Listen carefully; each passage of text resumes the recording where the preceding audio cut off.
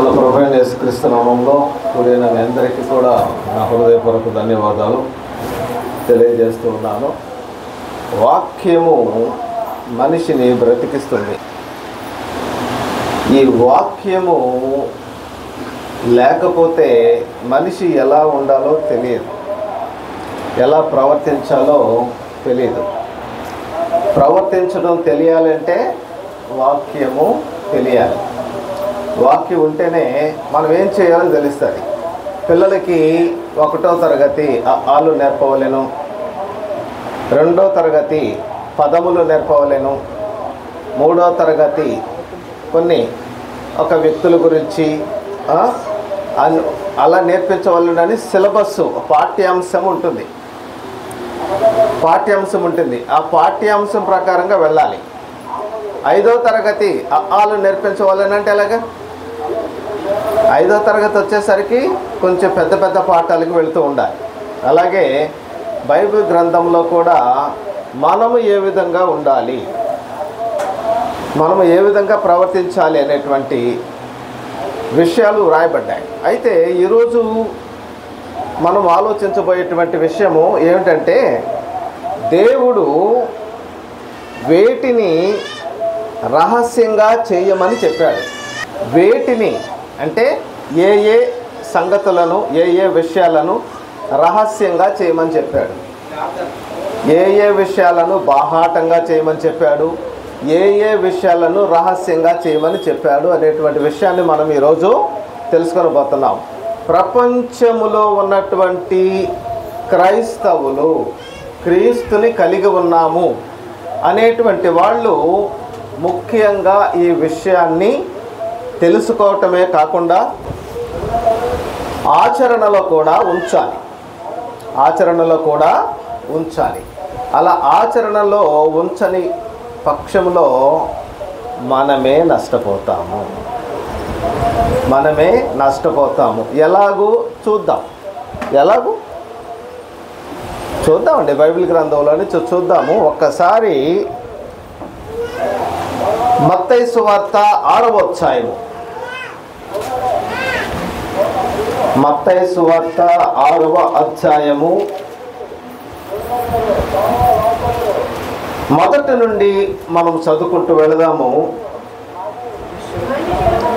మనుష్యులకు కనబడవలెనని వారి ఎదుట మీ నీతి కార్యము చేయకుండా జాగ్రత్త పడుడి, లేని ఎడల పరలోకమందున్న మీ తండ్రి యొద్ద మీరు ఫలము పొందరు అని అన్నారు. మనుష్యుల ఎదుట చేయకండి నీతి కార్యములు. మరి ఎవరు ఎదుట చేయాలి? బైబిల్ని అడుగుదాం. ఇప్పుడు అవునో కాదు ఏమండి? బైబిల్ని అడుగుదాం. క్రిందకెళితే, కావున నీవు ధర్మము చేయనప్పుడు మనుష్యుల వలన ఘనత నొందవలనని వేషధారులు సమాజ మందిరములలోనూ వీధులలోనూ చేయులాగున నీ ముందర బోర ఊదింపవద్దు. ఒకళ్ళు ఊదించేమండి. ఎలాగా? ఎవరి పేరు చెప్తే బాగుంటుంది? నా పేరే చెప్పుకుంటాం. లేదంటే ఎవరి పేరన్నా చెప్దాం, నా పేరే చెప్దాం. నేను ఈ సంఘానికి 1000 రూపాయలు ఇస్తున్నాను అని అందరికీ కనిపించేలాగా ఇచ్చామనుకో, సంఘం బయటికి రాగానే యాకోబు గారు సంఘం మీరు గ్రేట్ అండి. అప్పుడు మనోడు ఏమవుతుంది, కొంచెం ఈ భుజం ఏమవుతుంది, కొంచెం హుందాతనంగా, మరి నేను కాబట్టి, ఎలా అయినా మీరు కాబట్టి అంత గొప్ప కార్యం చేశాడండి అని మనుషులు నిన్ను పొగుడుతారు. ఎప్పుడైతే నిన్ను మనుషులు పొగిడారో, నీవు ఇంత చేసావు అంత చేసి, ఎవరికి చేసావు? నువ్వు ఎవరికి చేసావు? దేవుడికి చేసావు. దేవుడికి చేసి మనుషుల ముందు భుజం ఎత్తుతావేంటి? దేవుడికి కదా ఇచ్చావు. దేవుడికి ఇచ్చి ప్రతిఫలం ఎవరి దగ్గర నుంచి కావాలి నీకు? దేవుని దగ్గర నుంచి కావాలా? మనిషి దగ్గర నుంచి కావాలా నీకు? దేవుడికి నేను 1,00,000 రూపాయలు ఇచ్చాను అని మనుషుల ముందు ఇలా రొమ్ము చూపిస్తావేంటి నువ్వు? పోనీ నేను అలా చూపించవచ్చా? ఏమండి? వారు తమ ఫలము పొంది ఉన్నారు. ఎలాంటి ఫలము పొంది ఉన్నారు? మీ అంత గొప్ప వాళ్ళు లేరండి అబ్రహాం గారు.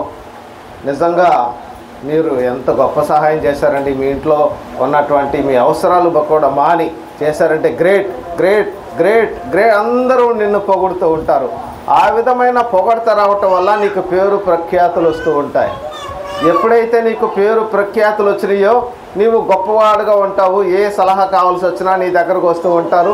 జనాలందరినీ నీ చుట్టూ తిప్పుకోవటం కోసం ఒక గొప్ప కార్యం చేస్తే అందరిలో ఇతను గొప్పవాడు అని మనుష్యుల ఎదుట ఘనతను పొందవలెనని, ఏదైనా ఒక చిన్న నలుగురిలో ఒక పెద్దగా ఉండాలంటే ఏమంటే ఈయన కరెక్ట్ అండి, బాగా డబ్బులు ఇస్తాడు, బాగా చేస్తాడు అని మనుష్యుల ఎదుట ఘనత పొందవలనని నీ నీతి కార్యములు చేయనప్పుడు నువ్వు చాలా జాగ్రత్తగా చూసుకో.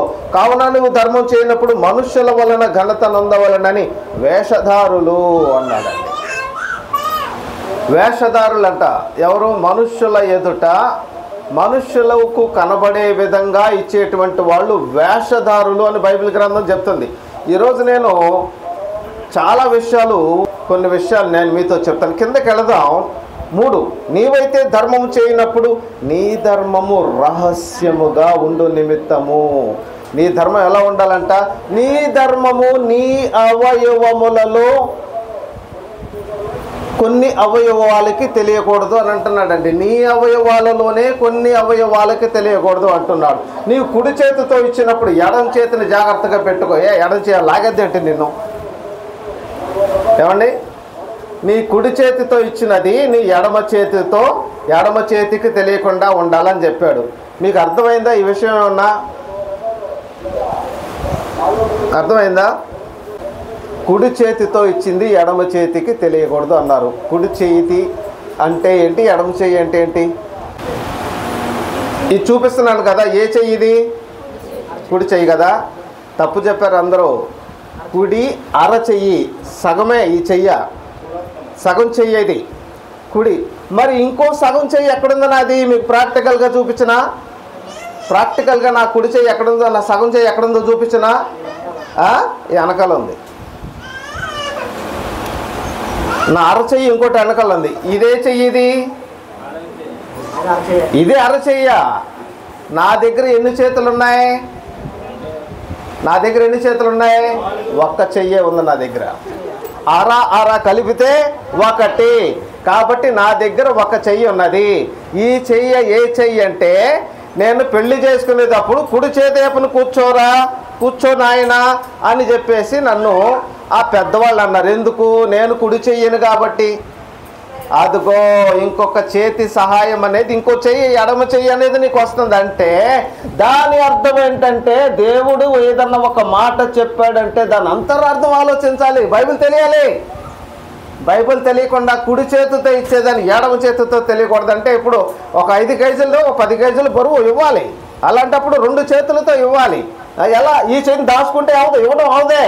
దాని అర్థం ఏంటంటే, కుడి చెయ్యి అంటే నేను, ఎడమ చెయ్యి అంటే నా భార్య. అది ఏమండి? కాబట్టి కుడి చేతితో ఇచ్చేది నీ ఎడమ చేతితో తెలియకూడదు. దాని అర్థం ఏంటంటే, నీవు నీ భార్యకు తెలియకుండా ఇవ్వు. ఎందుకండి భార్య తెలియకుండా ఇవ్వాలి? అందరూ ప్రశ్న వేయండి గట్టిగా. మళ్ళీ ప్రశ్న అండి గట్టిగా. ఎందుకు తెలియకుండాను ఇప్పుడు నేను చెప్తాను. అబ్రహామా, చెప్తామా ప్రభువా, ఏంటి సంగతులు? బాగున్నావా? బాగున్నాను ప్రభువా. ఏంటి ఇప్పుడు ఏం చేస్తున్నావు? పిల్లోడితో ఆడుకుంటున్నాను ప్రభువా. ఏ పిల్లోడితో ఆడుకుంటున్నావు? నీ వచ్చిన పిల్లోడితో ఆడుకుంటున్నాను ప్రభువా. ఏం పేరు పెట్టావు? ఇస్సాక్ అని పేరు పెట్టాను ప్రభువా. ఇస్సాక్ అని పేరు పెట్టావు. Very good. నీ కొడుకుని తీసుకెళ్ళి మోరియా పర్వతం మీద కట్టెలు పేర్చి కత్తి తీసి పీక కోసి బలర్పించన్నాడండి. ఏమన్నాడండి? నీ కొడుకుని తీసుకెళ్ళి, నీ ఒక్కగానొక్క కొడుకుని తీసుకెళ్ళి మోరియా పర్వతానికి తీసుకెళ్ళు. నీతో పాటు అగ్నిని తీసుకెళ్ళు, నీతో పాటు కట్టెలు తీసుకెళ్ళు. అదిగో నీ బిడ్డని తీసుకెళ్ళి నేను చూపించబోవు పర్వతములలో ఒక పర్వతము మీద అతనిని దహన బలి అర్పించు అన్నాడండి. అబ్రహాం గారు ఏం చేశారండి?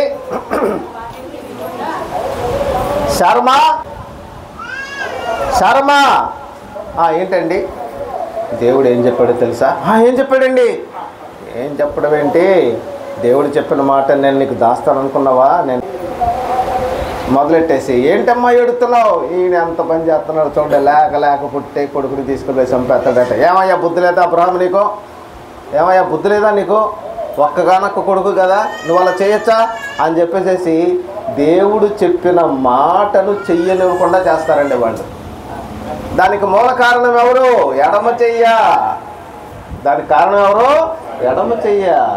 కుడి చెయ్యగా ఉన్నటువంటి అబ్రహాముకి దేవుడు చెప్పాడు చేయమని, అంతేకాని నీవు నీ భార్య నీ కొడుకు వెళ్ళమని చెప్పలేదు. నీవు ఇస్సాకు కట్టెలు తీసుకెళ్ళు, అగ్ని తీసుకెళ్ళి దహన బలి అర్పించు. అది నేను చెప్తున్నాను, ఆ మాట వింటావా వినవా అంటే, దేవుడు చెప్పిన ఏ మాట అయినా సరే మన మేలు కొరకే.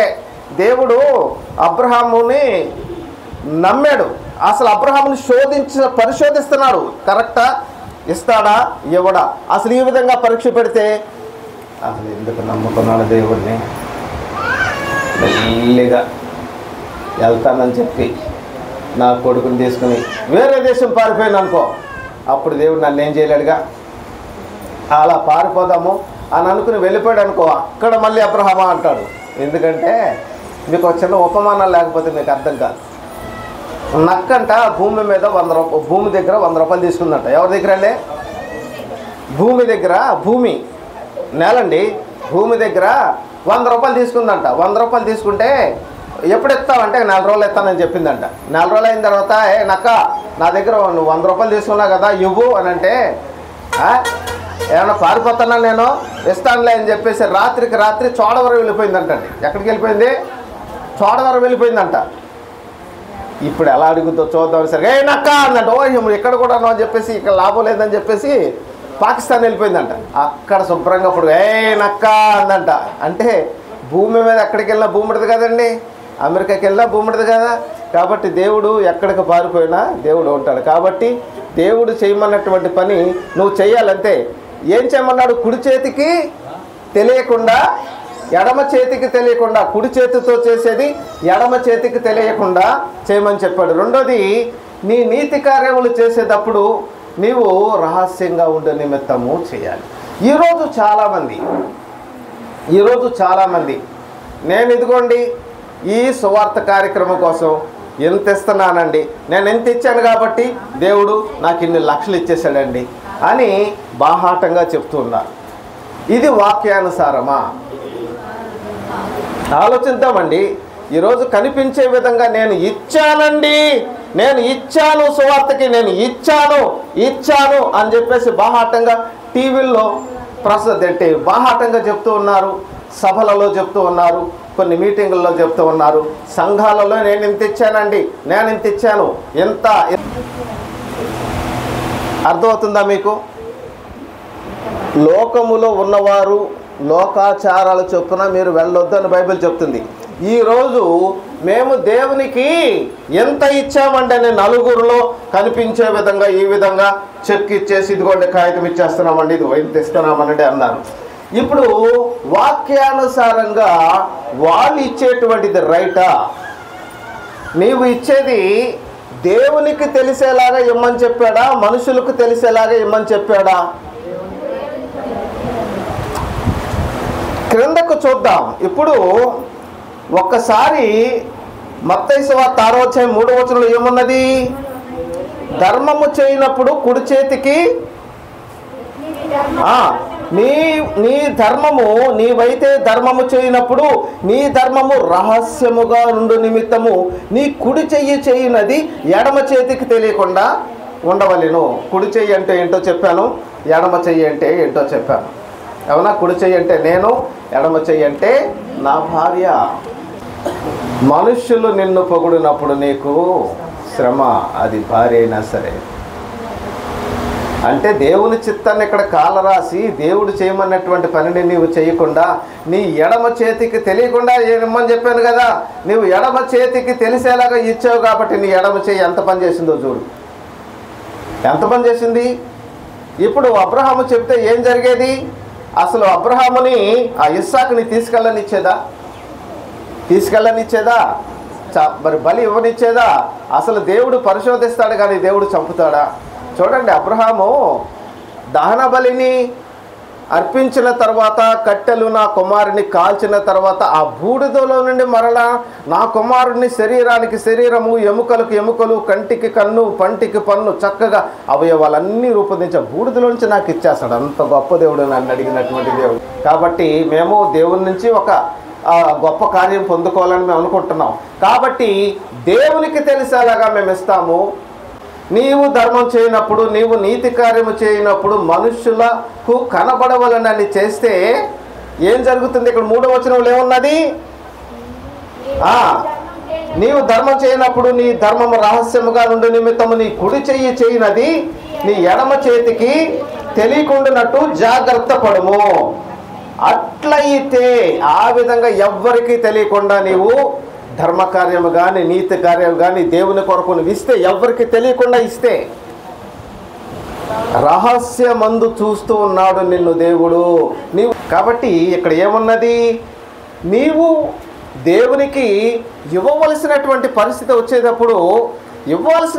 వచ్చేటప్పుడు నలుగురికి కనిపించేలాగా ఇస్తే ఏం జరుగుతుంది? మళ్ళీ చూడండి, బాగా చూడాలి. అది మన చెప్పుడు అర్థం కాదు. వాళ్ళు తమ ప్రతి ఫలము పొంది ఉన్నారు అనేటువంటి మాట ఉందో చూడండి. 6 మొదట్లో మనుషులకు కనబడవలనని వారి ఎదుట నీతి కార్యం చేయకుండా జాగ్రత్త పడుడి, లేని ఎడల పరలోకమందున్న తండ్రి వద్ద మీరు ఫలము పొందరు.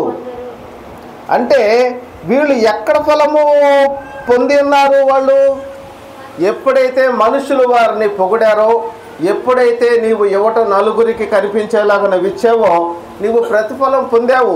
ఎవరి ద్వారా ప్రతిఫలము పొందావు? నీవు మనుషుల ద్వారా ప్రతిఫలం పొందేసావుగా. పొందేసిన తర్వాత దేవుడు, ఏమండి ఇప్పుడు మీరున్నారండి, మీకు అవసరం వచ్చిందండి, మీకు అవసరం వచ్చినప్పుడు ₹1,00,000 అవసరం వచ్చింది, పెద్ద అమౌంటే. మీ బంధువుల్లో స్తోమత కలిగిన వాళ్ళు ఉన్నారు, స్నేహితుల్లో స్తోమత కలిగిన వాళ్ళు ఉన్నారు. కాస్త మాట విషయంలో మీ మాటని మన్నించి ఇవ్వగలిగినటువంటి వాళ్ళు ఉన్నారు. వాళ్ళ దగ్గరికి వెళ్తే దేవుడు కళ్ళు మూసుకుంటాడు. మీరు చేసుకున్నావు చేసుకోవాలి. దేవుడిని అడగలేదు కదా. దేవుడిని ఏమి అడగకుండా, దేవుని యొక్క ప్రమేయం లేకుండా మనుషుల దగ్గరికి నీ అంతటికి నీవే వెళుతున్నావు, నీ యొక్క పని నువ్వు చేసుకుంటున్నావు, అప్పుడు సైలెంట్గా ఉంటాడు. నీవు కళ్ళు మూసుకుంటే ఆయన కళ్ళు తెరుస్తాడు. నీవు కళ్ళు తెరిచి నీ యొక్క పని నువ్వే చేసుకుంటూ ఉంటే, నీవు వెళ్ళి ఎక్కడైతే ఈ యొక్క అవసరం తీరబడుతుందో నీ అంతటికి నీవే వెళ్ళి అవసరాలు తీర్చుకుంటూ ఉంటే ఆయన కళ్ళు మూసుకుంటూ ఉంటాడు. అవునా? ఇప్పుడు నీవు కళ్ళు మూసుకుంటే, అయ్యా నేనేం చేయలేను, 2 చేతులు ఎత్తేస్తున్నారు. 2 చేతులు ఎప్పుడు ఎత్తుతారో తెలుసండి? యుద్ధంలో భార్య పిల్లలతో కుటుంబం ఉండగా వాళ్ళు యుద్ధంలో వెళ్తారు. సైన్యంలో వెళ్ళినప్పుడు ప్రాణం మీద తీపి కలిగి నా పిల్లల కోసం నేను బ్రతకాలి. యుద్ధ నీతి అండి అది. ఎవరైనా సరే 2 చేతులు ఎత్తేస్తే నన్ను చంపొద్దు, నా భార్య బిడ్డల కొరకు నేను బ్రతకాలి అనేది అది యుద్ధ నీతి. అది ఎందుకంటే చంపేవాడికి కూడా ఆ పరిస్థితి రావచ్చు. అతను ఎత్తితే ఎదుటివాడు చంపకూడదు. ఈ చంపబడేటువంటి వ్యక్తి 2 చేతులు ఎత్తితే ఆ వ్యక్తిని చంపకూడదు. యుద్ధ నీతి అది. ఈ వ్యక్తికి గన్ను షూట్ చేసినటువంటి వ్యక్తికి అదే పరిస్థితి రావచ్చు, చంపబడే వ్యక్తికి అదే పరిస్థితి రావచ్చు. ఇప్పుడు షూట్ చేసేటువంటి వ్యక్తి షూట్ చేసినప్పుడు వెంటనే చేతులు ఎత్తేసాడు అనుకోండి, ఆ వ్యక్తి షూట్ చేయడు. ఎందుకు? ఆల్రెడీ నేను చచ్చిపోయాను, నువ్వు చంపేసావు నన్ను, నా బిడ్డల నిమిత్తం నన్ను వదిలే. చేతులు ఎత్తేస్తే వీళ్ళు ఏం చేస్తారో సైన్యంలోంచి పంపించేస్తారు. ఎవరైతే చేతులు ఎత్తేసారో, అదిగో పలానోడు చేతులు ఎత్తేసారో, పక్కనోడు ఎత్తేసాడు అంటే వాడు వెంటనే వాడి అకౌంట్ క్లియర్ చేసి పంపించేస్తారు. వీడు యుద్ధానికి పనికిరాడు, కుటుంబం మీద తీపి ఉన్నది, పోలే పంపించేస్తారు. అలాగే నీకు అవసరమైనప్పుడు నీవు మోకరించి కళ్ళు మూసుకుంటే ఆయన ఏం చేస్తాడో చూద్దామా? మలాకీ గ్రంథము 3:16 పక్కనే ఉంటుంది. మళ్ళీ ఇక్కడికి వచ్చేద్దాం మనం. మలాకీ గ్రంథము 3:16. అప్పుడు యెహోవా యందు భయభక్తులు గలవారు ఒకరితో ఒకరు మాట్లాడుకొనుచుండగా యెహోవా చెవియొగ్గి ఆలకించెను. మరియు యెహోవా యందు భయభక్తులు కలిగి ఆయన నామమును స్మరించుచు ఉండు వారికి జ్ఞాపకార్థముగా ఒక గ్రంథము వ్రాయబడెను. ఆయన సముఖమునందు వ్రాయబడెను. మళ్ళీ ఇక్కడికి వచ్చేద్దాం, 6వ వచనం దగ్గరికి వచ్చేద్దాం.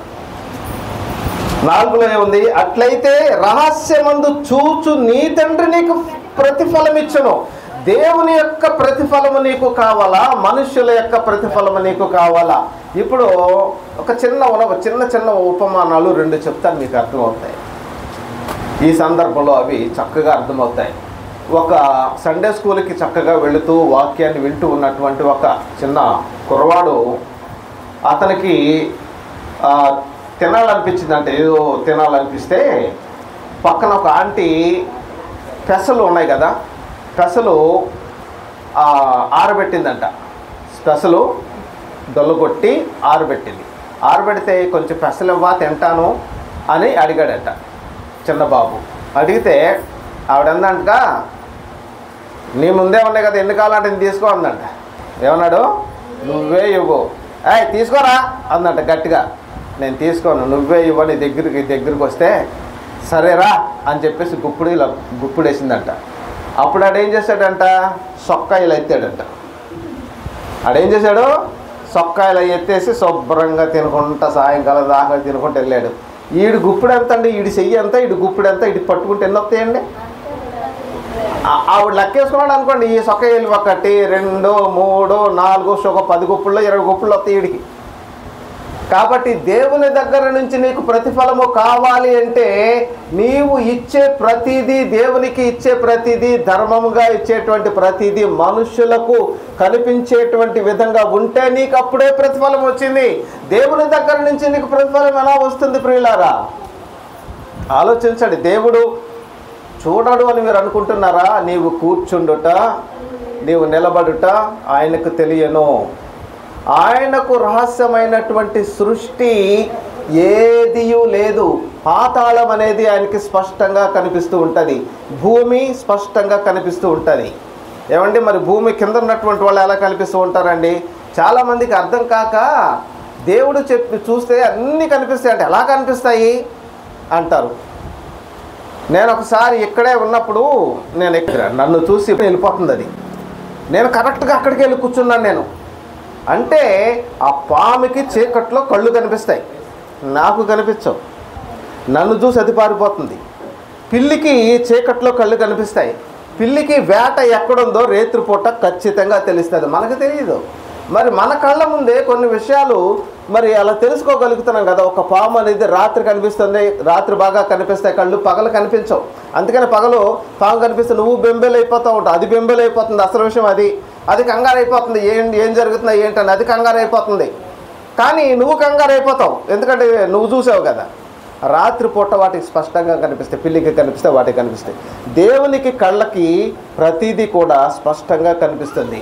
నీవు ఎలాగండి అంటే ఒక 100 గదులు కలిగినటువంటి ఒక అపార్ట్మెంట్లో ఒక ఆయన సీసీ కెమెరాలన్నీ పెట్టేసి ఎదురుగుండా 100 గదులు 100 బాక్సులు పెట్టుకుని పెద్ద టీవీలో కూర్చుని చూస్తున్నాడండి. ఒకేసారి 100 గదులు చూస్తున్నాడు ఆయన. ఒకేసారి ఎన్ని గదులు చూస్తున్నాడు? 100 గదులు చూస్తున్నాడు. ఆఫ్టర్ ఆల్ ఒక మనిషి 100 గదులు ఒకేసారి చూస్తున్నాడు. మన కళ్ళతో ఈ ఒక్క గదే చూస్తాం, ఆ పక్క గదిలో ఏం జరుగుతుందో మనకు తెలియదు. ఈ పక్కింట్లో ఏం జరుగుతుందో ఎదురింట్లో ఏం జరుగుతుందో మనకు తెలియదు. మరి ఒక టెక్నాలజీ వాడితే 100 గదులను ఒకేసారి చూడొచ్చు. అలాంటిది దేవుడు చూడలేడండి. ఆత్మ అండి ఆయన, ఆత్మ అంత ఆవరించి ఉంటాడు ఆయన. కాబట్టి ఆత్మగా ఉన్నటువంటి దేవుడు నువ్వు చేసేటువంటి ప్రతి పనిని కూడా చూస్తూ ఉన్నాడు. నువ్వు చేసేటువంటి ప్రతిదీ చూసి దేవుడు నీకు ప్రతిఫలం ఇవ్వాలి. దేవుడు నీకు ప్రతిఫలం ఇచ్చేలాగా నీ యొక్క కార్యాలు ఏది అయినా సరే రహస్యంగా ఉంటే దేవుడు నీకు రహస్యంగా ఇస్తాడు. రహస్యమందు చూచుచున్న తండ్రి నీకు అవసరమైనటువంటి దాన్ని ఇస్తాడు. అలా కాకుండా మనుషులకు కనిపించే విధంగా గొప్పలకు పోయి నేను ఎంత ఇస్తున్నాను అంత ఇస్తున్నాను, మీరు చేయవలసినవి చేసి మేము నిష్ప్రయోజనకరమైన దాసులము అని అనుకోండి అని చెప్పాడు. కానీ నేను కాలర్ ఎగరేసిన నా అంత గొప్పడు లేడు అని అనుకోలేదని చెప్పలేదండి. చూసారా? కాబట్టి ధర్మం చేసేటప్పుడు ఏం చేయాలి? కుడి చేతితో ఇచ్చింది ఎడమ చేతికి తెలియకుండా ఉండాలి. కుడి చెయ్యి అంటే ఏమిటి? పురుషుడు. ఎడమ చెయ్యి అంటే ఏంటి? స్త్రీ. కాబట్టి కుడి చెయ్య అంటే 2 అరచెయ్యలు కలిగినది. ఎడమ చెయ్య 2 అరచెయ్యలు కలిగినది. నేను కాలు చూపిస్తానండి. ఇదే కాలు, ఇది కుడి కాలు. ఇదే కాలు, ఇది అరికాలు మొదలుకొని నడినెత్తి వరకు అంటూ ఉంటారు కదా. ఏ కాలు మొదలుకొని? మరి కాలు మొదలుకొని అనొచ్చు కదా. అరికాలు, అరకాలు, అది అరకాలు, అరచెయ్య. కాబట్టి ప్రియులారా, మత్తయి సువార్త 9వ అధ్యాయము 30వ వచనము అక్కడేమున్నది? వారి కన్నులు తెరవబడెను. అప్పుడు యేసు ఇది ఎవరికి తెలియకుండా చూచుకున్నట్టు వారికి ఖండితముగా ఆజ్ఞాపించెను. పైకి వెళదామండి. ఏంటి? 18వ వచనం. ఆయన ఈ మాటలు వారితో చెప్పుచుండగా ఇదిగో ఒక అధికారి వచ్చి ఆయనకు మొక్కి, నా కుమార్తె ఇప్పుడే చనిపోయినది, అయినను నీవు వచ్చి ఆవిడ మీద చెయ్యి ఉంచుము, ఆవిడ బ్రతుకును అని ఒక అధికారి యేసుక్రీస్తు దగ్గరకు వచ్చి బ్రతిమాలుకున్నాడండి. వచ్చి స్వస్థపరచమని. ఆయన వచ్చాడు, స్వస్థపరిచాడు. ఆవిడ చనిపోయింది, తన కూతురు చనిపోయింది. అధికారి, సమాజ మందిరపు అధికారి కూతురు చనిపోయింది. చనిపోయినటువంటి ఆ కూతురి దగ్గరికి యేసుక్రీస్తు వారు వచ్చారు. నీ చెయ్యి ఉంచితే నా కుమార్తె బ్రతుకుతుంది, చచ్చిపోయిందన్న విషయం నాకు తెలుసు, నా కుమార్తె బ్రతుకుతుంది కాబట్టి బ్రతికించిన ఆయన, బ్రతికించయ్యా యేసయ్యా అని పిలిచాడు. ఆయన వచ్చాడు, బ్రతికించాడు. బ్రతికించిన తర్వాత యేసు ప్రభు ఏమన్నారండి? 30వ వచనంలో ఒకసారి మీరు చదివితే నేను వింటాను. వారి కన్నులు తెరవబడెను. అప్పుడు యేసు ఇది ఎవరికి తెలియకుండా వారి కన్నులు తెరవబడెను. అప్పుడు యేసు ఇది ఎవరికి తెలియకుండా చూచుకుని. జనాలకు తెలియట్లేదా? ఇప్పుడు యేసుక్రీస్తు వారు స్వస్థపరిచి ఎవరికి తెలియకుండా జాగ్రత్త పడు, ఎవరికి చెప్పొద్దు అంటే వీళ్ళు చెప్పేస్తున్నారేంటి? నిజంగా స్వస్థత చేస్తే ఎవరికి చెప్పకూడదు కదా. వాక్యానుసారం యేసుక్రీస్తు నిజంగా స్వస్థత చేశాడు, ఎవరికి చెప్పొద్దు అన్నాడు. వీళ్ళు నిజంగా స్వస్థత చేయగలరా? నిజంగా స్వస్థత, వీళ్ళు నిజంగా గుడ్డి వ్యక్తికి కన్నులు రప్పించేటువంటి వాళ్ళైతే నిజంగా రోడ్డమ్మట వెళ్తే ఎవడు కనిపిస్తే వాళ్ళ దగ్గర స్వస్థపరచుకుంటూ వెళ్ళిపోవటమే. మీటింగుల దగ్గరే చేయగలరంటే, కెమెరాల ముందే చేయగలరా? లేకపోతే చేయలేరా? వాక్యానుసారమా కాదా? నువ్వు చేసేది ఎలా చేయమని చెప్పాడు? ఎవరికి తెలియద్దు, ఈ విషయం ఎవరికి తెలియకూడదు. నీకు స్వస్థత పొందేవన్న విషయం ఎవరికి తెలియకూడదు. ఇప్పుడు నా ప్రశ్న అండి, తెలిస్తే ఏం జరుగుతుంది? అందరూ ప్రశ్న ఏంటి? అది కూడా చెప్తా. గట్టిగా ప్రశ్న చేయండి. తెలిస్తే ఏం జరుగుతుంది? చెప్తాను, మీకు బాగా చెప్తాను. యేసుక్రీస్తు వారు కొండ మీద ప్రసంగం చేస్తూ ఉన్నప్పుడు జనసమూహాలు అనేక మంది వచ్చారు. అనేక మంది జనసమూహాలు వచ్చి దేవుని వాక్యం విన్నారు. విన్న తర్వాత అయ్యో 3 దినాలు అయింది వాళ్ళు వచ్చి, వెళుతూ ఉన్నప్పుడు ఒకవేళ కళ్ళు తిరిగి పడిపోతారేమో మార్గమధ్యంలో, మీ దగ్గర ఏమైనా ఉందా అంటే, అయ్యా ఎంతమందికి సరిపోయేది లేదంటే, ఒక బాబు వాళ్ళ అమ్మ పంపించిందంటే, ఎందుకన్నా మంచిది అయ్యా కొన్ని రొట్లు తీసుకెళ్ళంటే, అన్ని రొట్లు తినేగా ఒక బాబు దగ్గర ఒక 5 రొట్లు ఉన్నాయట, కొన్ని చేపలు కూడా ఉన్నాయట. వాటిని ఆశీర్వదించి అందరికీ పెట్టేశాడండి, తినేశారండి. కొంతమంది చూశారండి, తిన్నవాళ్ళు తిని పక్కకు వచ్చేయచ్చు కదా, ఇది ఎక్కడి నుంచి వచ్చింది? ఇప్పుడు వీళ్ళు తిని ఊరుకోవచ్చు కదా, 5 రొట్లు 2 చేపలు తినేసి ఊరుకోవచ్చు కదా. యేసు ప్రభు వారు పెట్టారు. ఇప్పుడు తెల్లారే యేసు ప్రభుని ఎతుకుతాం పదాన్ని ఒక గ్రూప్ బయలుదేరిందంట. నేను యేసు ప్రభు దగ్గర ఎతగా వెళ్ళాలనుకుంటున్నానంటే, ఎందుకు?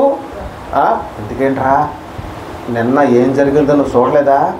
చూశాను, అసలు జనాల దగ్గర ఏమీ లేవు, 5 రొట్లు 2 చేపలే ఉన్నాయి, కానీ ఆకాశం వైపు అలా ఎత్తాడో లేదో బాగా తిన్నారు కదా, మనం కూడా తిన్నాం కదా. మన తిన్న తర్వాత ఎన్ని గంపలు ఎత్తారు? 12 గంపలు ఎత్తారు. కాబట్టి వడ్డించినటువంటి వాళ్ళకి ఒక్కొక్క గంప ఎత్తుకెళ్ళిపోయారు, నువ్వు చూసావు కదరా. మరి ఇప్పుడు ఎందుకు వెళ్దామనుకున్నా? ఆయన వెనకాలగానే వెళ్తే ఉదయం టిఫిన్ మన డబ్బులతో చేయవసరంలే, ఆయనే పెడతాడు. మధ్యాహ్నం భోజనం ఆయనే పెడతాడు, సాయంకాలం భోజనం ఆయనే పెడతాడు. ఇక ఆయన వెనకాల వెళ్ళేవనుకో వంట వండుకో అవసరం లేదు. ఏంటే వంట వండుకో అవసరం లేదు, ఆయన ఉన్నంతకాలం ఆయన వెనకాల వెళ్తే సరిపోద్ది అని ఎతుకుతున్నారంటండి. ఎక్కడ కరెక్ట్గా ఎక్కడైతే రొట్టెలు పెంచారో అక్కడికి వస్తే ఆయన లేడట. శిష్యుల దగ్గరికి వెళ్ళారట.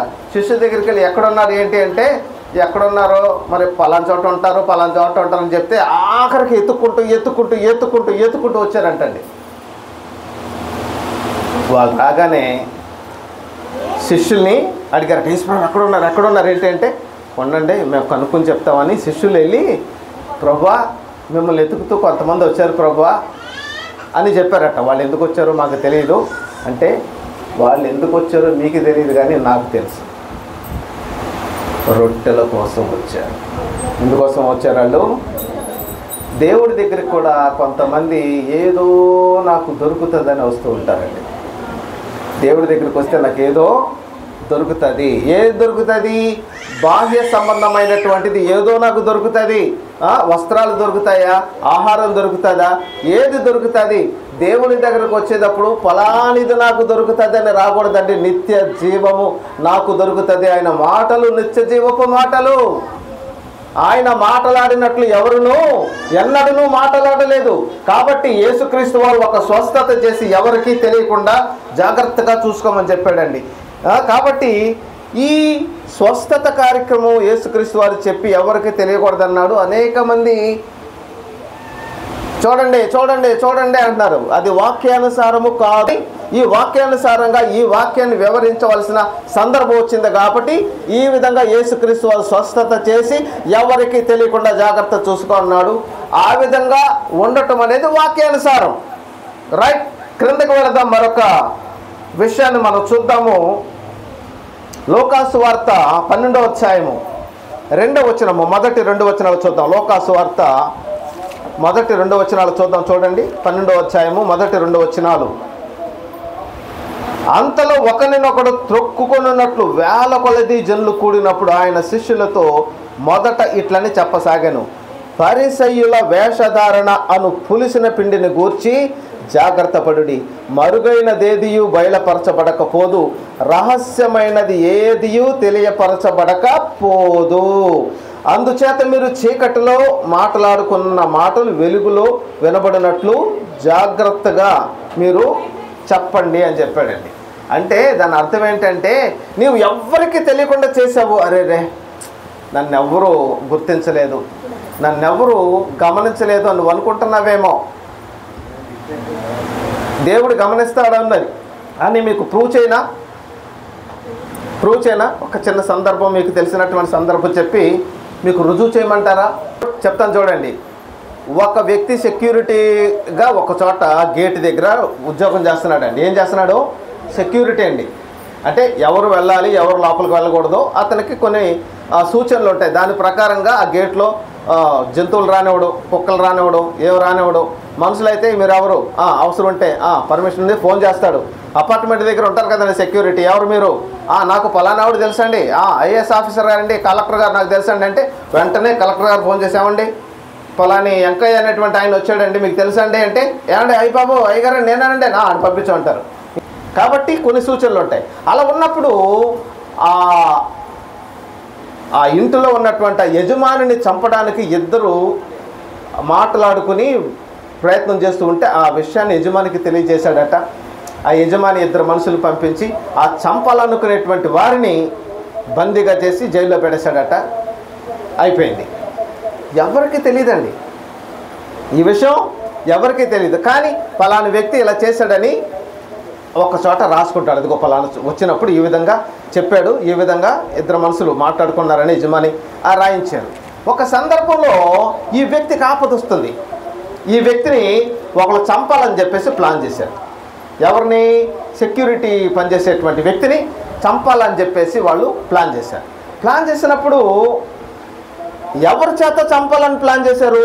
ఎవరి ప్రాణాన్ని అయితే ఇతను అంతకుముందు కాపాడాడో అతని చేత చంపించాలని ప్లాన్ చేశారు. అప్పుడు అంతా రెడీ అయిపోయింది. ఇతన్ని చంపాలనుకునేటువంటి వ్యక్తి, ఈ వ్యక్తి ఎవరినైతే కాపాడాడో అతని యొక్క పర్మిషన్ తీసుకుని ఒక చోట అతను చంపడానికి ప్లాన్ చేశాడు. అతనే మొర్దెకై హామాను. ఎవరళ్ళు? మొర్దెకై హామాను. అప్పుడు చంపడానికి రెడీగా వెళుతూ ఉన్నప్పుడు ఇక తీసుకెళ్ళిపోతారు, కొద్దిసేపట్లో తీసుకెళ్ళిపోతారు. అక్కడ ఉరి తీసేస్తారు, మొర్దెకై చచ్చిపోతాడు. మొర్దెకైని తీసుకెళ్ళడానికి వాళ్ళు బయలుదేరుతారు. ఇక బయలుదేరాలంటే తీసుకెళ్ళిపోతారు. అప్పుడు దేవుడు ఏం చేశాడో తెలుసా? అప్పుడు దేవుడు కళ్ళు తెరిచాడు రహస్యమందు. ఇప్పుడు చూడండి 12వ అధ్యాయం 2వ వచనం చూడండి ఒకసారి, మీరు చూడండి ఒకసారి 12వ అధ్యాయం 2వ వచనం చూడండి. అక్కడ ఏముంది? మరుగైనదేది బయలుపరచబడక పోదు. ఖచ్చితంగా ఒక సమయంలో ఘనతకు చేసావంటే ఘనత వచ్చేది. నువ్వు దుర్మార్గం చేసావంటే ఖచ్చితంగా నువ్వు దుర్మార్గుడు అని తెలిసిపోదు. చీకట్లో ఎవరికి తెలియకుండా నువ్వు దుర్మార్గ పనులు చేస్తే ఒకానొక సమయంలో ఖచ్చితంగా తెలిసిపోద్ది. 100 గొడ్లను తిన్న రాబందు 101వ దాన్ని తినే దగ్గర తిన్నా దొరికిపోద్ది. ఏదో ఒక సమయంలో ఖచ్చితంగా దొంగ అనేవాడు దొరికి తీరాల్సిందే. ఎప్పటికైనా దొరికిపోతాడు. అవునా కదా? అన్నోళ్ళు చెప్పలో ఉండదు గట్టిగా, అవునా కదా? కరెక్టేనా? రైట్. అక్కడేముంది? రహస్యమైనది ఏది కూడా బయలుపరచబడకపోదు. అప్పుడు ఆ రాజుకు నిద్ర లేకుండా చేశాడండి దేవుడు. నిద్ర లేకుండా చేస్తే ఏం చేయాలో కూడా, ఆ రాజు ఏం చేయాలో కూడా దేవుడు అతనికి సూచించాడు. రాజ్య సమాచారపు గ్రంథాన్ని తీసుకొచ్చి ఒకసారి చదువు అని అతనిలో ఆలోచన పుట్టించాడు. దేవుడు ఆ విధమైనటువంటి ఆలోచన కూడా పుట్టించగలడు. పుట్టించడా? ఎందుకంటే నీ ప్రాణాన్ని కాపాడినటువంటి వ్యక్తిని నీ ద్వారానే అతను రక్షిస్తాను. నేను కాపాడేది దేవుడు మానవుల రాజ్యముల పైన అధికారిగా ఉండి తాను ఎవరికి ఉద్దేశించను వాళ్ళకే ఇచ్చును. కాబట్టి ఈ విధమైనటువంటి పరిస్థితుల్లో వెళ్తుంది ఈయన గెలవడం, ఈయన పరిస్థితుల్లో వెళ్తుంది ఈయన గెలవడం. నువ్వు అనుకుంటావు ఈసారి ఖచ్చితంగా ఈయన వచ్చేస్తాడు, నువ్వు అనుకుంటావు. నీ బుర్రది. మాస్టర్ పొలిటీషియన్ ఎవరో తెలుసా? ఆగండి ముందు. అసలు మాస్టర్ పొలిటీషియన్ ఎవరో తెలుసా? స్త్రీలను అడుగుదాం. మాస్టర్ పొలిటీషియన్ ఎవరు? యేసుక్రీస్తు అని చెప్పింది ఈవిడ. ఇంకెవరో దేవుడు అన్నారు. ఇక్కడ ఎవరండి దేవుడు అన్నది? దేవుడు మాస్టర్ పొలిటీషియన్. ఆన్సర్ చెప్పానా? పురుషులు చెప్పలేదు కదా. ఈవిడ యేసుక్రీస్తు అని చెప్పిందండి. ఆవిడేమో దేవుడు అని చెప్పింది. పురుషులు ఎవరో చెప్పలేదు. చెప్పేస్తున్నాను ఒకటోసారి, చెప్పేస్తున్నాను. 2 దేవుడే. చెప్పండి కూడా. Master politician. నువ్వు ఏ ఎత్తేతో దానికి పై ఎత్తేస్తాడు ఆయన. దేవుడు మానవుల రాజ్యముల పైన అధికారి కాబట్టి నిద్ర లేకుండా చేశాడు. నిద్ర లేకుండా చేసి రాజ్య సమాచారపు గ్రంథం తీసుకురమ్మని చెప్పి కరెక్ట్గా అతనిని చంపడానికి ఏ రోజైతే అతని ప్రాణము కాపాడబడిందో ఆ పేజీని అతను ముందుకు తీసుకొచ్చేలాగా చేసి చదివించాడు. ఫలాని సమయంలో ఒక వ్యక్తి నన్ను కాపాడాడు, అతనికి ఏమన్నా బహుమానం ఇచ్చారా? ఇవ్వలేదా? అప్పటికే అతను చంపడానికి ఆ గేటు దగ్గర ఉన్నాడంటండి. ఎవరు? హామాన్ అనేటువంటి వ్యక్తి. ఇతను పర్మిషన్ తీసుకోవడానికి రెడీ అంటే చంపేస్తాడు. అప్పుడు అయ్యా నేను చంపడానికి వచ్చాను, అతను చంపేయమంటారట అన్నట్టు కూడా చంపేస్తారు. కానీ దానికి ముందు దేవుడు ఈ వ్యక్తిలో, రాజు వ్యక్తిలో ఒక ఆలోచన పెట్టాడు. ఒక వ్యక్తిని రాజు కనపరచాలంటే ఏం చేయాలి అని అతన్ని అడిగాడండి. ఇప్పుడు నేనే కదా ఇతని దృష్టిలో హైలైట్గా ఉన్నాను. తలకిందులు అయిపోతాయి. దేవుడు ప్రతి ఆలోచనను తలకిందులు చేస్తాడు. దేవుడు రహస్యం ఉందన్నట్టు వాటిని బయటికి తీసుకొస్తాడు, బయట ఉన్నటువంటి వాటిని రహస్యం చేస్తాడు. కాబట్టి అతన్ని అడిగాడు, ఏంటి నేను ఒక వ్యక్తిని దేవుడు ఒక రాజు కనపరచాలంటే ఏం చేయాలంటే, నన్ను కాకపోతే ఇంకెవరిని కనపరుస్తాడు, నేనే కదా అని చెప్పేసి అతను రాజుగారు పెట్టుకునేటువంటి ఉంగరం పెట్టుకోవాలట, రాజుగారు పెట్టుకునేటువంటి కిరీటం, రాజుగారు ఎక్కేటువంటి అదిగోండి ఆ ఏనుగుని ఎక్కేసి మొత్తం అందరికీ కనిపించేలాగా ఊరేగించాలని చెప్పాడట. అప్పుడు ఇక నన్ను ఊరేగిస్తారు, అబ్బో ఇక నా పేరు మనుషులు నిన్ను పొగిడినప్పుడు మనవాడికి తెలియదండి, చాలామందికి తెలియదు. అందుకే నీవు చేసిందంతా చేసి నేను నిష్ప్రయోజనకరమైనటువంటి దాసుడిని అనుకోవాలి. కానీ నేను ఎంత చేశాను, నేను ఏం చేశానో తెలుసా? అంత ఇచ్చాను, ఇంత ఇచ్చాను, ఇంత చేశాను, ఎంత చేశాను అంటే దూరింది దానిలో. ప్రతిఫలం లేకుండా చేసేది. సైలెంట్ కూరుకో.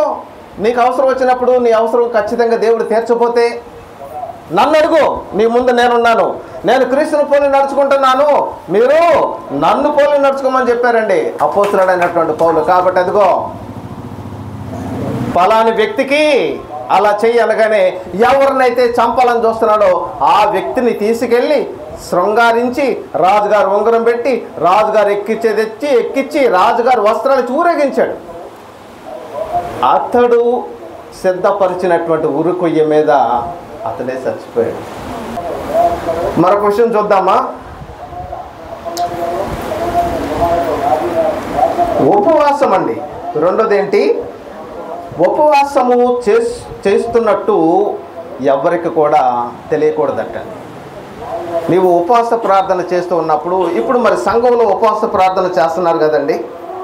మత్తయి సువార్త 6వ అధ్యాయం 17వ వచనంలో ఉంటుంది. మత్తయి సువార్త 6వ అధ్యాయము 17. ఉపవాసము చేయుచున్నట్టు మనుష్యులకు కనపడవలనని కాక రహస్యమందున్న నీ తండ్రికి కనిపించే విధంగా నీవు ఉపవాసం ఉండు. మరి మనం సంఘాలలో పలాని దినం ఉపవాసం అండి అంటే, ఉపవాసం అనేది మీకు నేర్పించడానికి, అది ఉపవాసం అనేది మీకు నేర్పించడానికి. కాబట్టి నేనెక్కలేనంత ఎత్తైన కొండపైకి ఎక్కించేదెవరు? దేవుడు. ఎక్కేదెవరు? నీవు. నా కాళ్ళను లేడి కాళ్ళగా చేసి ఎత్తైన స్థలములో శక్తితో, అదన్నమాట. కాబట్టి నీ కాళ్ళకు బలం ఇచ్చేవాడు ఆయనే, నిన్ను ఎక్కించేది ఆయనే. కాబట్టి నీవు ఏది రహస్యంగా ఉంచమని చెప్పాడు? నీతి కార్యాన్ని రహస్యంగా ఉంచు. దేవునికి ఏదైనా ఇవ్వాల్సి వస్తే రహస్యంగా ఇచ్చేసి ప్రతిఫలం దేవుడి దగ్గర నుంచి ఆశించు. ఆ విధంగా రహస్యంగా నువ్వు చేసి చూడు. దేవుడు ప్రతిఫలం ఇవ్వలేదు, నాకు అసలు ఏమి లేదు అని నువ్వు చెప్పే సందర్భం వస్తుందేమో చూస్తాను. నేను నా జీవితంలో నా దేవుడు ఎన్నో మేలు చేశాడు నాకు. ఏమండి, అలా దేవుడు నాకు చేశాడనేటువంటి వాళ్ళు చాలామంది ఉన్నారండి. నిజంగా నువ్వు వాక్యానికి తెలిస్తే ధనం మీద నీకు మనసు ఉంచకూడదు. అననీయ సప్ఫీరాలను దేవుడు ఎందుకు చంపాడు? గెహాజీకి ఎందుకు కుష్ఠవ్యాధి వచ్చింది? గెహాజీకి కుష్ఠవ్యాధి ఎందుకు వచ్చింది? సౌలుని దేవుడు ఎందుకు ఆ రాజ్యం నుంచి తీసేసి చంపేశాడు? ఆగగు అనేటువంటి ఆ అమోరియా ఆ రాజుని, ఆ ప్రాంతాన్ని తగలబెట్టేసాయి అని నా మాట నేను చెప్తే నువ్వు నా మాట వినలేదు, నువ్వు వాళ్ళు బతికిచ్చావు. అందుకు అతనికి శిక్ష. చూసారా, దావీదుకి శిక్ష వచ్చింది. చెయ్యొద్దన పని చేసినందుకు దావీదుకి శిక్ష వచ్చింది. మోషేకి కూడా శిక్ష వచ్చింది. నేనేం చెప్పాను? నేను మాటలాడు బండతో అని చెప్పాను. వాక్యము విను, వాక్యానుసారం నువ్వు మాటలాడు. బండతో మాట్లాడమంటే బండతో మాట్లాడటం ఇంతకుముందు కొట్టాను కాబట్టి అంటే, దేవుడు ఒక్కసారి కొట్టమంటాడు, ఒక్కసారి మాట్లాడమంటాడు. ఆయన ఇష్టం అది. నువ్వెవరు? ఈ బండతో కొడితేనే నీళ్ళు వస్తాయి అని చెప్పేసి నువ్వు కొట్టావు. ఏం జరిగింది? నిజానికి ఎవరు తీసుకెళ్ళాలి? కనానికి మోషే తీసుకెళ్ళాలి. ఎవరు తీసుకెళ్ళారు? యెహోషువ తీసుకెళ్ళాడు. యెహోషువ, కాలేబు వాళ్ళు తీసుకెళ్ళారు. కాబట్టి దేవుడు చెప్పినటువంటి మాట ఏది కూడా నిరర్థకము కాదు. దేవుడు చెప్పినటువంటి మాట వినలేదు కాబట్టి ఎవరికి? బాప్తిస్మిచ్చి యోహాను గారి తండ్రి గారి పేరేంటండి? గొప్ప వ్యక్తి అండి ఆయన. దేవదూత చెప్తుంటే మనోడు నమ్మలేదంటండి. నమ్మలేదు కాబట్టి మూతి మీద కొట్టలేదండి. ఏమన్నా తెలుసా? పిల్లోడు పుట్టేంత వరకు కూడా మోగోడు అయిపోతావు అంతే. గర్భాన్ని పడింది బిడ్డ. గర్భాన్ని పడిన తర్వాత ఎందుకు మనోడు నమ్మలేదు. బిడ్డ బయటకు వచ్చేంత వరకు కూడా నోటికి ఏం చేశాడు దేవుడు? సీలేసి పారేశాడు. నిన్న అందరూ చెప్పండి, ఇప్పుడు, నేడు అంటే ఇప్పుడు, రేపు ఒకేలాగా ఉన్నాడు ఆయన. మనమే మారిపోతున్నాం. మనమే ఒక్కదోకనంటండి. ఒక ఆయన కర్రెట్టు కట్టాడట. ఏంటి మాడిగల వంకరైపోతుందని చెప్పేసి చిన్న బద్ద తీసుకొచ్చాడు అంటాడు. ఎదురు బద్ద తీసుకొచ్చి శుభ్రంగా కట్టేసేసి 24 గంటల నుంచి తర్వాత వదిలేడంట. చెయ్యమని లేచిపోయిందంట. అది మళ్ళీ వంకర వచ్చేసిందంట. ఈరోజు 2 రోజులు కడదామని చెప్పి 2 రోజులు కట్టి 2 రోజుల తర్వాత తీసేసి చెయ్యమని వచ్చేసిందంట. ఇలా కాదులే, ఒక 4 రోజులు కట్టేద్దామని చెప్పేసి కుక్కదోకని 4 రోజులు కట్టేస్తే కట్టిన తర్వాత 4 రోజులు తిన్నగానే ఉందంట. 4 రోజులు ఈసారి ఖచ్చితంగా తిన్నగానే ఉంటుందని చెప్పేసి వదిలేసరికి సీమని వచ్చేసిందంట. కుక్క తోక వంకర లాంటి మన బుద్ధులు కూడా అదే. కాబట్టి దేవుడు రహస్యంగా ఏదైతే చేయమన్నాడో అదే రహస్యంగా చేయి. రహస్యంగా ఇచ్చేటువంటి విషయంలో రహస్యంగా ఇవ్వు. దేవుడి దగ్గర నుంచి ప్రతిఫలం పొందుకో. నీవు అందరికీ తెలిసేలాగా బాహాటంగా ఇస్తే అప్పుడే నీకు వచ్చేసింది. దేవుడి దగ్గర నుంచి ప్రతిఫలం కోల్పోయావు అంతే. మీకు అర్థమైందా? వాక్యం అవునా కదా? వాక్యం నువ్వు ఇచ్చేది రహస్యంగా ఉంచు. అంటే ఈ విధంగా నువ్వు పోగేసుకోవడం కోసం అడుక్కుంటున్నావా? నువ్వు దేవుడు ఇచ్చేవాడు కదా, అంటే దేవుడి మీద నమ్మకం లేదా నువ్వు? అంటే ఈ విషయం ఎందుకు దేవుడు చెప్పాడంటే, నేను సర్వశక్తి కలిగినటువంటి దేవుడు, లేని దానిని ఉన్నదానిగా చేయగలను, ఉన్నదానిని లేనిదానిగా చేయగలను. పిల్లలు ఉన్నటువంటి వాళ్ళని లేని వాళ్ళుగా చేయగలను, పిల్లలు లేనటువంటి వాళ్ళు ఉన్న వాళ్ళుగా చేయగలను. నేను లేని దాని నుంచి ఉన్నదాన్ని రప్పిస్తాను. శూన్యంలో నుంచి సమస్తం చేసినటువంటి సర్వశక్తి కలిగినటువంటి దేవుడని నేను. నాకు మీరు భయపడరా? నా మాట వినరా మీరు? ఆయన మాటలు వినాలి. కళ్ళు మూసుకుంటూ ప్రార్థించండి. పరిశుద్ధమైన మా తండ్రి, జీవం కలిగిన దేవుడు, ఈరోజు క్రైస్తవ ప్రపంచంలో ఎంతోమంది ప్రభువా నలుగురికి కనిపించాలి, అనేకులకు నేను చేసింది తెలియాలి అని వాళ్ళు ప్రతిఫలం పొందుకోవట్లేకపోతున్నారు ప్రభువా. అవసరం వచ్చినప్పుడు నాయన తండ్రి నుండి, దేవుని ఎదురు నుండి ప్రతిఫలం పొందుకోలేకపోతున్నారు. కారణం వాక్యానుసారంగా వాళ్ళు నడవటం లేదు. మీరు వినువారు మాత్రమై ఉండి మిమ్మల్ని మీరు మోసపరచుకోవద్దు, వాక్యానుసారంగా ప్రవర్తించి ప్రతిఫలం పొందుకోండి అని మీరు సెలవిస్తున్నారు. అట్టి ప్రతిఫలం ఇక్కడున్న ప్రతి ఒక్కరు పొందుదురుగాక. యేసు నామములో వచ్చిన తండ్రి, ఆమేన్.